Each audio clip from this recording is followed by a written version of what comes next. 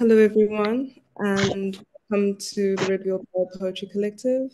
My name is Cindy. I am part of the team, and we are so very excited to have Larry Schwartz with us this evening. It's my very first time having the privilege of hearing your work, and we look forward to it. So, just a reminder of the setup for how everything will unfold this evening. We invite Larry to read for 30, 40 minutes, depending on where you want to stop.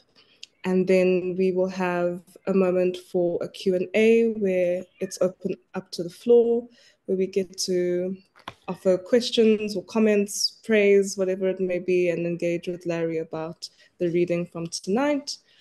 And then we'll take a short break, um, and we'll come back for the open mic session right at the end. And so we invite you to read one of your own poems or perhaps share a poem from a favorite poet of yours that you'd like us to know about. So I'm just going to open it up. Typically, we start with a poem just to open up the space, and then I will hand it over to you, Larry. I just Great. grabbed Michael and Daiche's The Sin and Pila selected works, and I'm just going to randomly fall on a page and see what poem jumps out at me. Right, so here it is. Let's see, what is this? Late movies with Skylar. All week since he's been home, he has watched late movies alone. Terrible one-star films, then staggering through the dark house to his bed, waking at noon to work on a broken car he has come home to fix.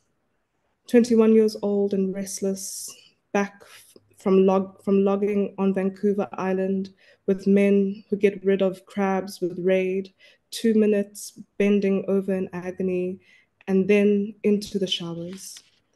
Last night I joined him for The Prisoner of Zenda, a film I saw 3 times in my youth, and which no doubt influenced me morally. Hot coffee, bananas, and cheese were ready at 11:30 for adventure. At each commercial, Sky breaks into midnight guitar pieces and heads down playing loud and intensely till the movie comes on and the music suddenly stops. Skylar's favorite hours are when he's usually alone, cooking huge meals of anything in the frying pan, thumbing through advanced guitar like a Bible. We talk during the film and break into privacy during commercials, or get some more coffee, or push the screen door open and urinate under the trees. Laughing at the dilemmas of the 1920s heroes, suggestive lines cutaways to court officials who raise their eyebrows at least 2 inches when the lovers kiss.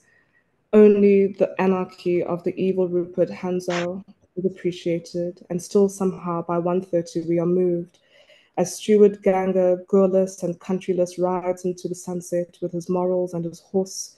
The perfect world is over. Banana peels, orange peels, ashtrays, guitar books, 2 a.m. We stagger through into the slow black rooms of the house. I lie in bed fully awake. The darkness breathes to the heavy pace of a dog snoring. The film is replayed to sounds of an intricate blues guitar. Skylar is Rupert, then the hero. He will leave in a couple days for Montreal or the Maritimes. In the movies of my childhood, the heroes, after skilled swordplay and moral victories, leave with absolutely nothing to do for the rest of their lives. And with that, Larry, I hand over to you and I'll open the screen share. Thanks very much for that. Can you see the poems? Yeah. So I'll read that again if you like. Small Mercies is the title poem. We give thanks for small mercies, the blood that courses still, the rivers flow, the sunlight on your slight smile in passing, despite it all, the wind, the rain.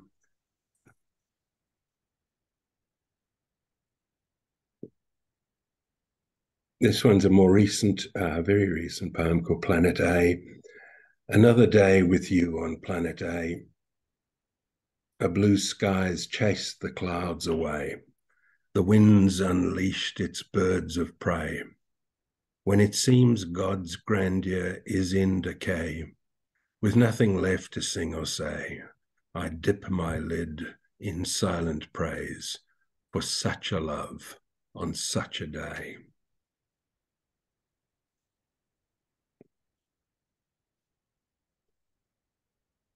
This is a poem written right at the one of the earliest in the book. Some of these poems, like the last one, actually aren't in the book. They were written more recently, but this was written right at the start, and obviously is a a version of a very famous poem by Christopher Marlowe. Come lie with me and be my blood, until this stubborn joy we'll prove. Though shepherd and his one true love be bruised or broken hearted, each bit of breath it takes renews its splendor.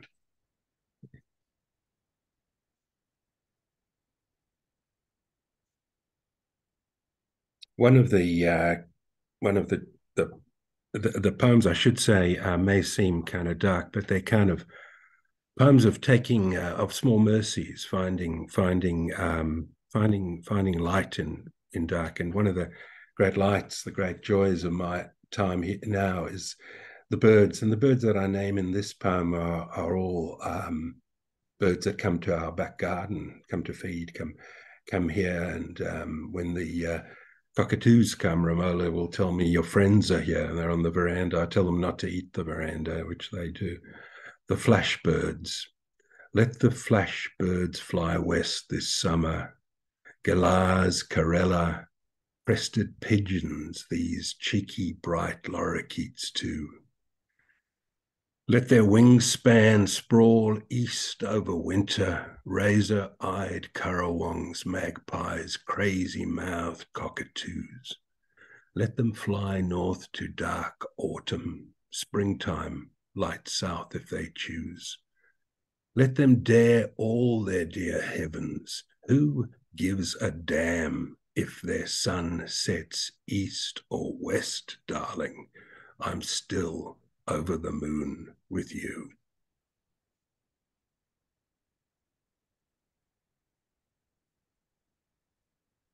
This is probably one of the most recent. A couple of days ago, I wrote this in the darkness. It's just the wind outside my window, just the sound of rain, just the old gum swaying in the darkness to your breath once again.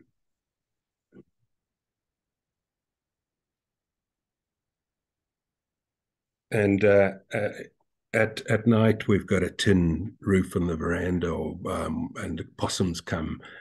They're as big as cats. They come clattering over the roof, dancing, and you hear this bam, bam. The possum, the way is clear, the restless night. We wake at last inside the dream to clamber up the starry wire into a dark that lights a moon.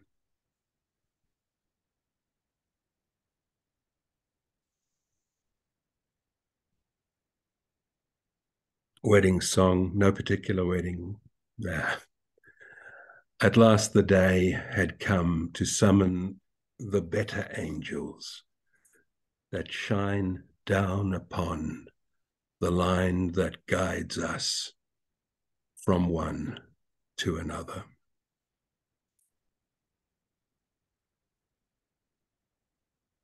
And this is a longer poem, which my poems are generally pretty short, but this is, as you sleep beside me now, the earth is right and round and safe in space again. There is no sickness, no trace of sorrow, no stricken skies, no troubled tomorrow. Where you lie beside me now, only your steadying breath to keep it all in place. The oceans turn, the fine web that ties the milky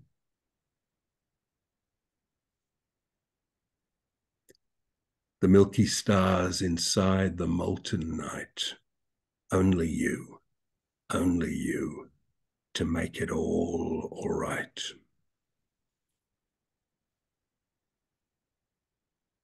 I was talking about the cockatoos, and I've got a rusted old shed I've turned into a book room, and this was written about just observing a cockatoo jumping off and flying from.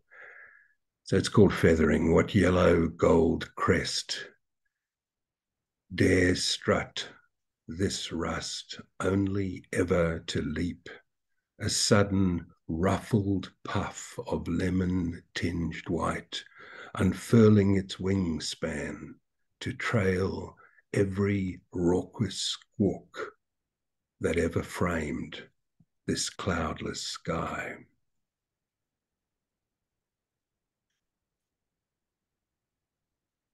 My son Rowan is an artist, and it's actually not yet 5 a.m. in the morning here this morning, but yesterday he came and stayed till about 2 talking. It was a beautiful thing to be able to sit and talk. But he this is for Rowan, and he at his last exhibition I was looking. He did he celebrates the mundane, and I asked him what this glorious photograph was, and he said actually it's bird shit. He finds glory in the goddamn, radiance in the murk, returns the world to sender, its face unmasked at last.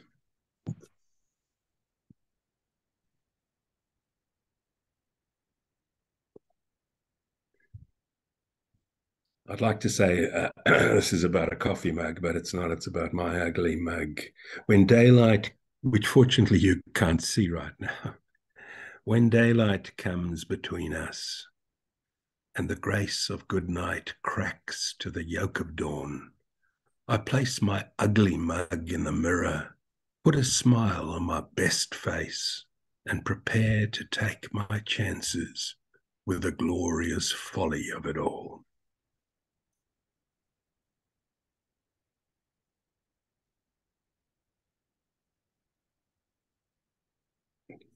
I play a musical instrument which I've got alongside me here called the oud. It's 11 string and it's fretless, and it was gifted to me. It's probably mine is a Turkish oud. And one of the things I've learned from lessons every week, and one of the things I've learned is that a lot of the playing what we call a taksim, which is a kind of an improvisation on a makwam, which is a scale, is about silence. It's about knowing where to not play. One string, one note, on song, one eye, ear, one mind, this one silence.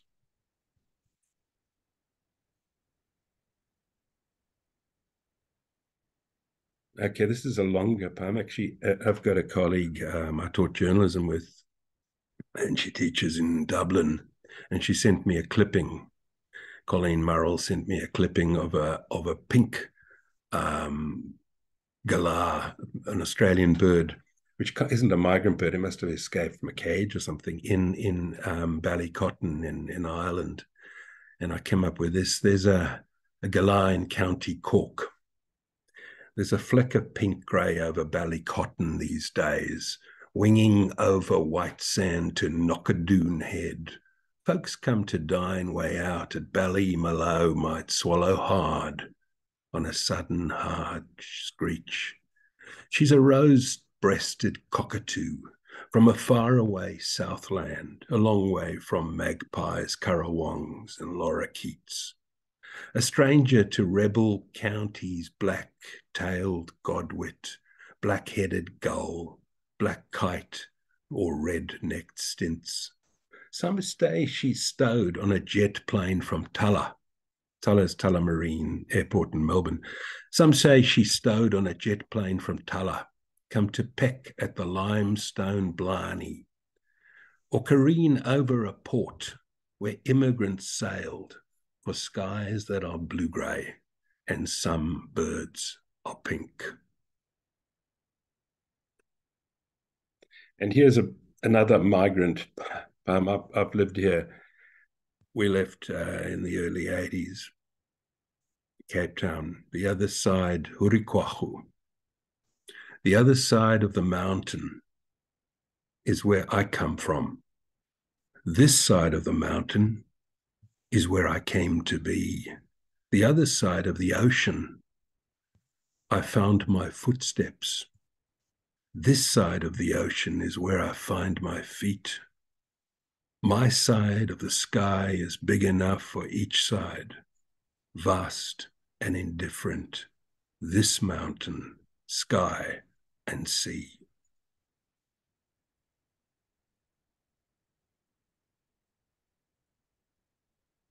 The stranger. Curse the reckless happenstance that brought me to this pretty pass. The stranger, he spoke at last.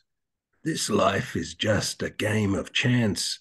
The winners blessed in sweet romance must lose with little recompense. He smiled and slowly raised his glance. He raised his glass to memories of the ones he'd lost and left without a backward glance or kindly beg your pardon.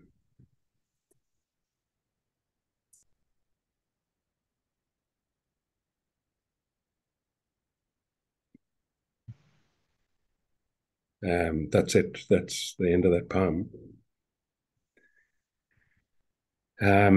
We go down to the coast sometimes this poem was written there on a visit. What a day to wake to waves that beat your breath beside me now and bear it back, for this time now may soon be lost in tides that break on sands where time's forever.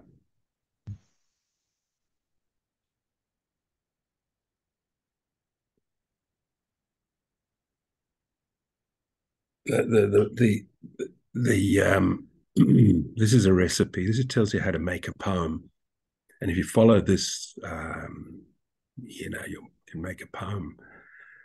I actually started my other book, Pat Course, with any old fool can write a poem, and this one's sort of, to make a poem you need a pot, just big enough to hold the night, sky of lead that clouds the fire, that burns it black until it wakes the grey to this golden sunrise.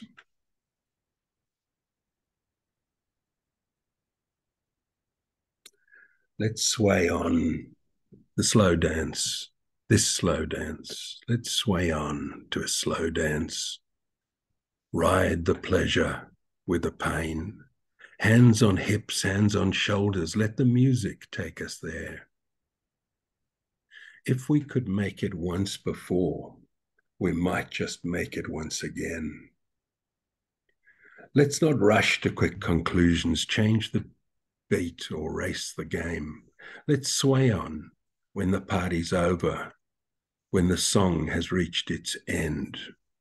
We may not have forever, but for now we can pretend.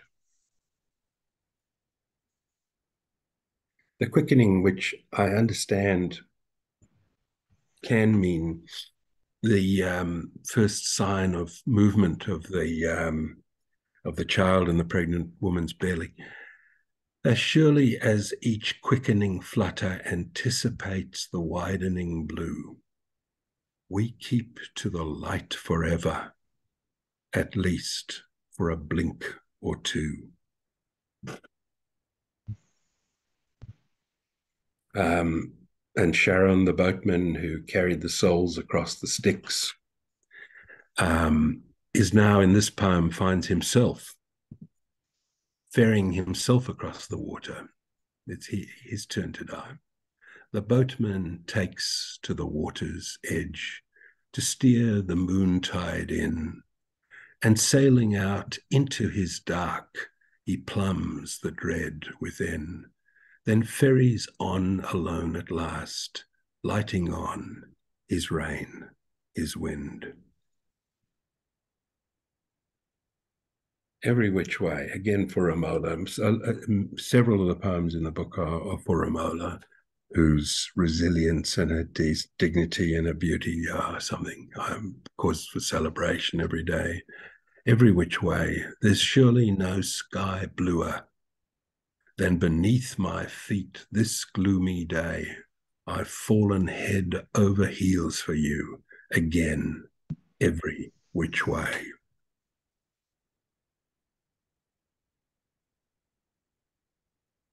And this again for Romola. She wakes in light and lights the start of day. She finds the corners of my night and lets the darkness slip away.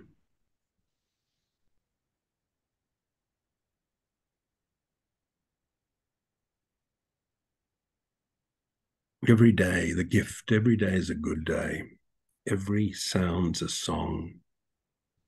When I wake to find you, every grief be gone. Every breath a gift we give and take until we're done.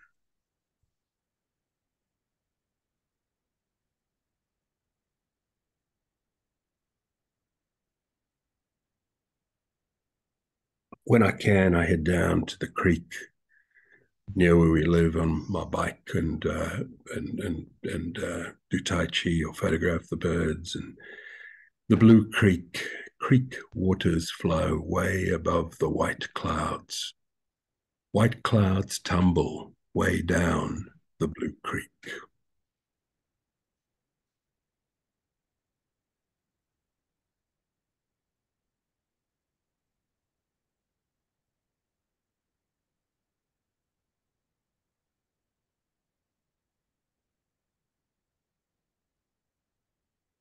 She may she may ride in silence to make sense of these things, may seek a distance to measure up to the wind, a mountain to clamber where she's never been, a cloud to carry her back to her kin.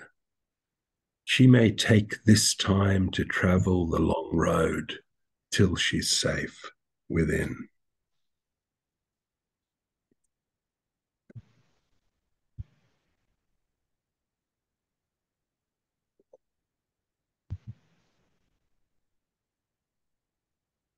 The listening tree heard me call out to you. The way a fire bends in the wind, the way the ocean fetches up the moon, the way the sun rounds on darkness, the listening tree heard my cry, sounding out into the listening wind.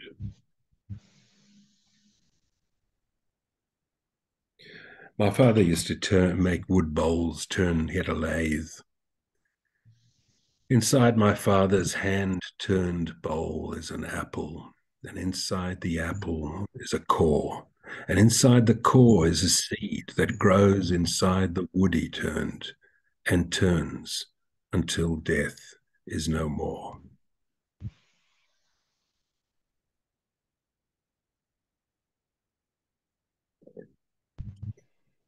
Lucky stars, we curse our lucky stars, the ones that show up what we are. We rise and fall upon the shallow arc of reason. We measure up our own sweet time to the bitter beat behind, the blessings lost in the light that shadows the dying season.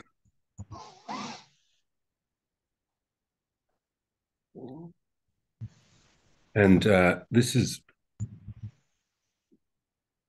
probably this is about the small mercies, I guess. Somehow or other, when it rains on our town, such praise. Somehow or other, when it rains on our town, it rains the way it never rained before. Some days the sun bears right down on us enough to make the mildest mercury sore. Some day the flames may raise to a fine charred dust the welcome at our welcome door. Somehow or other, you bring me to praise when it might seem there's no call for such praise anymore. Thanks very much.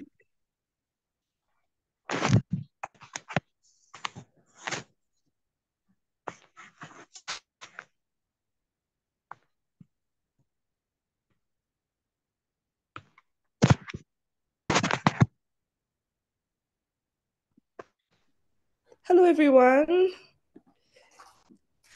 Can we can we please unmute and offer a round of applause for that fantastic reading? No, thanks very much. No, thank you. Hi, everyone. Well done. Congratulations. Thank you so much, Larry. Thanks Sorry, very much for that. I find myself very, very distracted, but the door has just been opened and the locksmith has just left. But I did hear the reading, and I'm sorry where there were moments of lagging with the scrolling of the poems. Larry, that was really, really wonderful. I really loved listening to your poems, and I think that there's many people in the room who'd like to comment and have questions for you. And so I'm going to open it up to the Great. floor. If there's anybody who would like to speak, please raise the icon if you can find it. But if you can't find it, you can just wave at the screen and then you can just speak. Are there any? Jacques, please go for it. I'm not sure if you can hear me because my Yeah, I can hear you. Oh, that's wonderful. Larry, that was amazing. It's wonderful to hear your voice again. I don't know if Thanks. people And are you? Yeah. I don't know if people know this, but Larry told me a story once about a friend of his who had a bookshop called the Red Wheelbarrow. And when the time came to name our group, I didn't even know that I was aware of it, but that story came to mind. So in a way, we might not be at the Red Wheelbarrow tonight without you, in a way. I think without William Carlos Williams, I think. Yes. Yeah. I want to ask maybe two things if I can get away with it. Yep. The first thing has to do with this push, this arc that I hear in your poems often. It's a push into the dark and then through to the other, to the other side, to the light. You need to blacken the pot to make a Yes. poem to greet the sun. I wondered if you wanted to say something about that Yeah. arc. Look, The other thing it's is about sorry. music. The other thing is about just a word about maybe because these poems, they seem to me they sing, they really sing, and I wonder if people It, might want to know more about your relationship to music and how music inspires your writing. yeah. No. Look, I really appreciate. And I must say that over time, I've really uh, really appreciated your big-heartedness and your response is spot on in a sense that I guess Small Mercies, the title of it. I mean, one of my favorite poets had a collection. He died earlier this year, Robert Adamson, an Australian poet. It was called Reaching for Light. And I think I was thinking about this earlier, that it's not in these poems, it's not reaching, it's actually finding light in times of setback. And this is such a dark time, I guess, with the troubles around the world. But in a personal sense, the poems enable me in a way to find light, and to find and remind me of the blessings that are here. And when you think that so I'm happy to hear you talk about that arc, because I'd hate to think that these poems might sound too dark, because I think it's as you say, it's kind of reaching through to find the light. I don't know if that answers that part of the question, does it? Or Wonderfully. now the other part of the question is, I mentioned the oud. And one of my great regrets is visiting you once, where we were going to set one of my poems to a failed song. I'd never quite got it, and then I pulled out of it's called The Song of the Migrant Birds. But a friend of mine in the other side of Australia, an old friend from Cape Town, contacted me when we were in lockdown, and he sent me this. Well, he first sent me a guitar so I could learn scales, so we could kind of we could jam. And then he sent me this Turkish instrument, the oud. But Bobby plays the sitar and the oud and the guitar and the cello and the flute. He plays all. So he'll identify my some of my poems. He really likes my poems. So he will identify and say, can you read that? So I'll send him an MP3, and then he will put set music to it. And so they're recordings, and we're at the opposite ends, east and west of Australia, so thousands of kilometers away. And so we call it, so I said, look, let's have a project. We'll call it Across the Nullarbor. And we will, just as an act of friendship more than anything else, record these. And he wants me to so we've done several, and I should send them to you, or you can find them on my website. Actually, I've got a website, and we've got several of the recordings. Yeah, the idea, but I think I think that there is a sense in which poetry is a singing, isn't it? It's poetry is song in a way, and song is poetry. And one of our great songwriters was acknowledged as a Nobel Prize winner recently. Somebody whose music you and I both love. But poetry is song, isn't it? Yeah. What can be.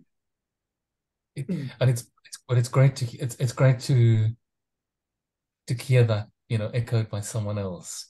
I always try to get other people to say it as well, so I'm not Yeah. I'm not the only one who's saying it. Yeah, no,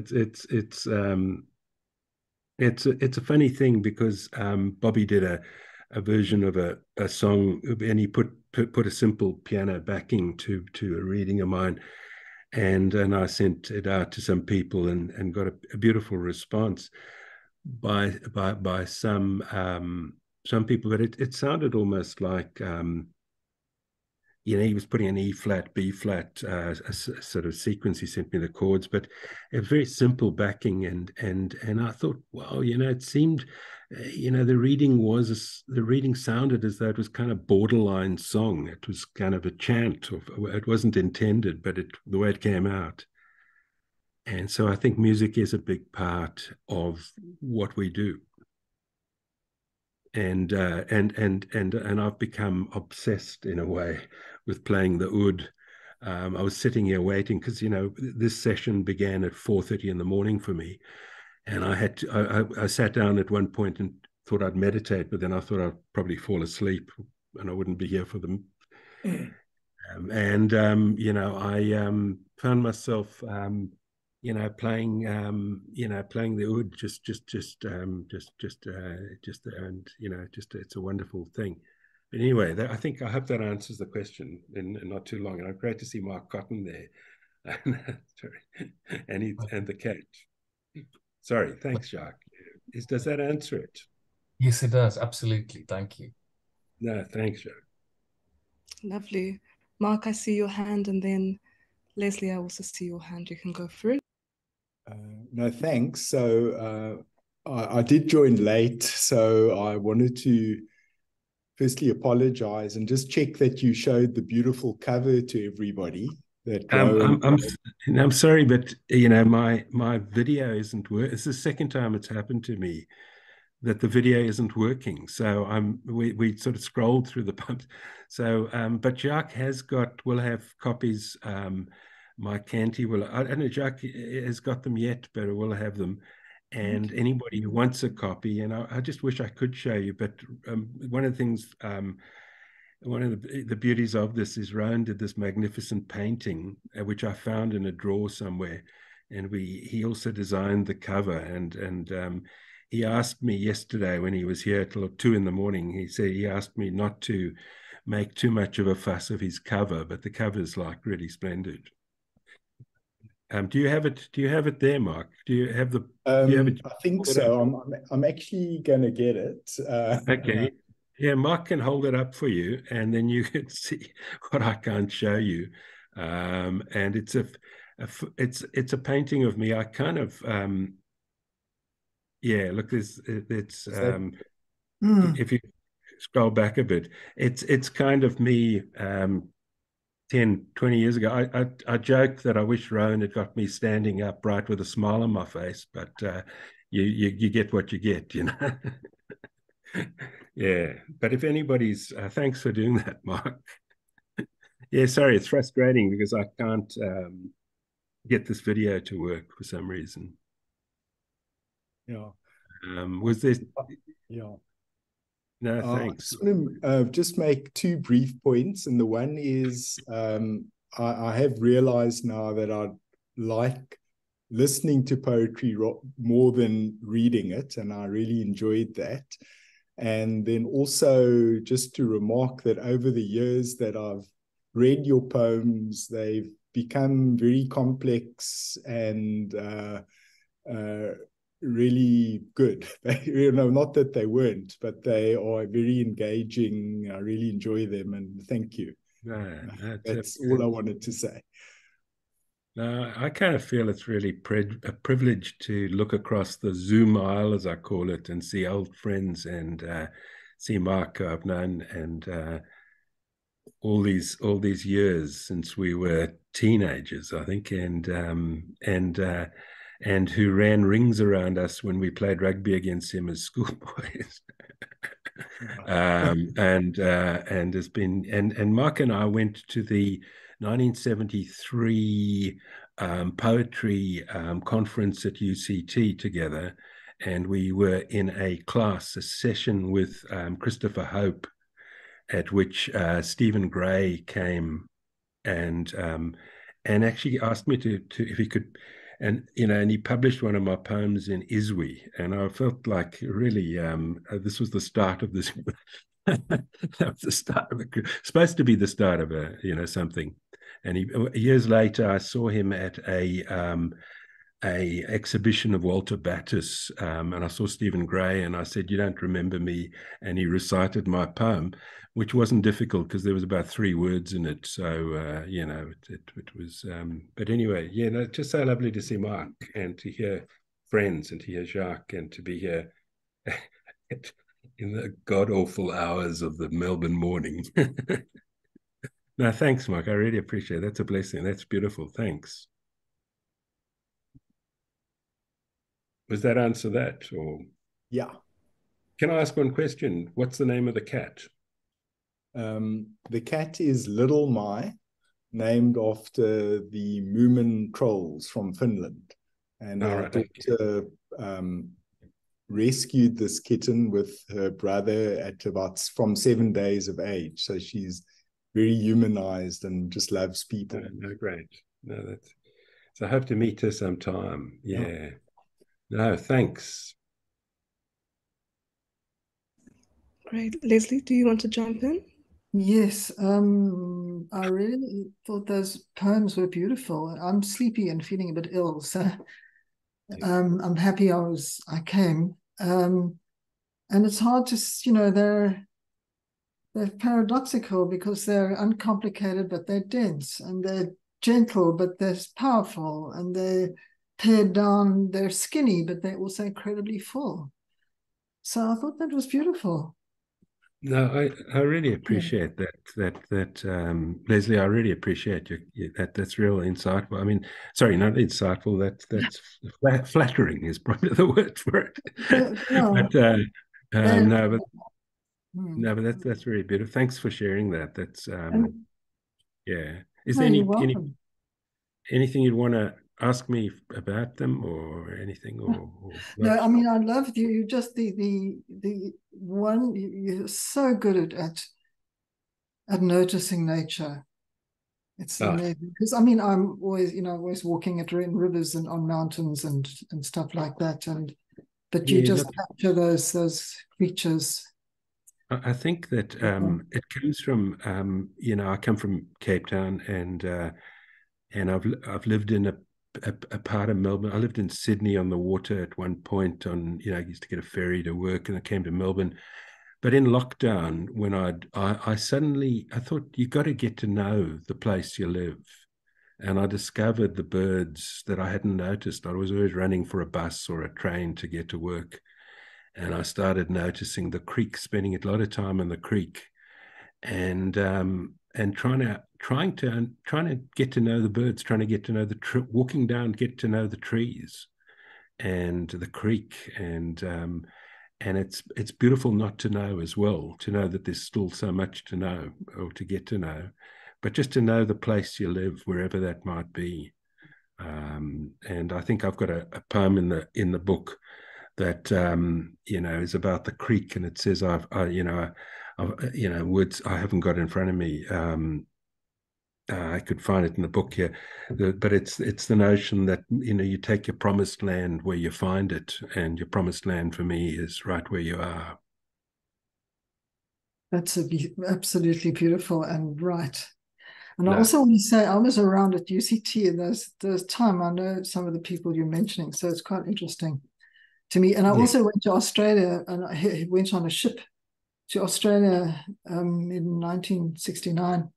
And lived in Sydney and went and lived in northern Queensland on a beach. So, no. It's been an interesting time. We came here in the early '80s, so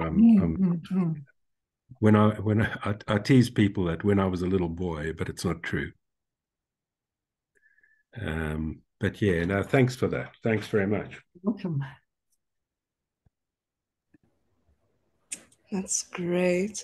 Are there any more questions in the room? I know that we've lost a few people because you've just been hit with load shedding. I'm sitting in the dark, hence my camera's not on. So I know that we've lost Ed and maybe a few others, but with those of us who are still in the room, are there any last questions or remarks? All right.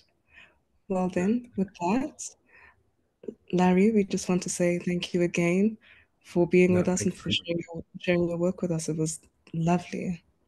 Thanks very much for that, and and thanks for the way you handled it and scrolled down. I know it's not an easy thing, following and scrolling, and I really appreciate the way you've hosted this program. So this session, thanks very much.